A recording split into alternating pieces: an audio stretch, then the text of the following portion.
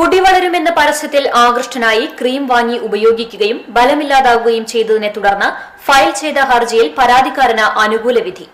ഞമ്മനങ്ങാട് വയലത്തൂർ സ്വദേശി വടക്കൻ വീട്ടിൽ ഫ്രാൻസിസ് വടക്കൻ ഫയൽ ചെയ്ത ഹർജിയിലാണ് വയലത്തൂരിലുള്ള A1 മെഡിക്കൽസ് ഉടമ, എറണാകുളം വെണ്ണലയിലുള്ള Dhathri Ayurveda private limited managing director, publicity അംബാസഡറും സിനിമാ താരവുമായ അനൂപ് മേനോൻ എന്നിവർക്കെതിരെ വിധിയായത്.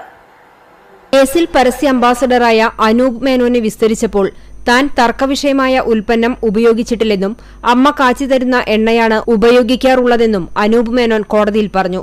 ഉൽപ്പന്നത്തിന്റെ ഫലപ്രാപ്തി തൃപ്തികരമായി ലഭ്യമാക്കാൻ നിർമ്മാതാവിനും കഴിഞ്ഞില്ലെന്നും കോടതി നിരീക്ഷിച്ചു. തെളിവുകൾ പരിഗണിച്ച് പ്രസിഡന്റ് CT ബാബു, മെമ്പർമാരായ doctor K Radhakrishnan Nair, S Sreeja എന്നിവരടങ്ങിയ തൃശൂർ ഉപഭോക്തൃ കോടതി ധാത്രി കമ്പനിയോടും അനൂപ് മേനോനോടും 10,000 രൂപ വീതം നഷ്ടപരിഹാരം നൽകണമെന്നും ഇത്തരം പരസ്യങ്ങളിൽ കരാർ കൊടുക്കുമ്പോൾ ഉൽപ്പന്നത്തിന്റെ ഗുണനിലവാരം അനൂപ് മേനോൻ ഉറപ്പുവരുത്തണമെന്നും കോടതി പറഞ്ഞു. ഉൽപ്പന്നം വിൽപ്പന നടത്തിയ A1 മെഡിക്കൽസ് ഉടമയിൽ നിന്നും കോടതി ചെലവിലേക്ക് 3,000 രൂപ നൽകണമെന്നും വിധിയിൽ പറഞ്ഞു. ഹർജിക്കാരനു വേണ്ടി അഡ്വക്കേറ്റ് AD ബെന്നി ഹാജരായി. ഈ പരസ്യങ്ങളാണ് സാധനം ഉപയോഗിക്കുക, അതാണ് വലിച്ചെറിയുക. അതിന്റെ ഉപയോഗം എന്താണ്, അതിന്റെ മൂല്യം എന്താണെന്ന് നമ്മൾ ശ്രദ്ധിക്കുന്നില്ല.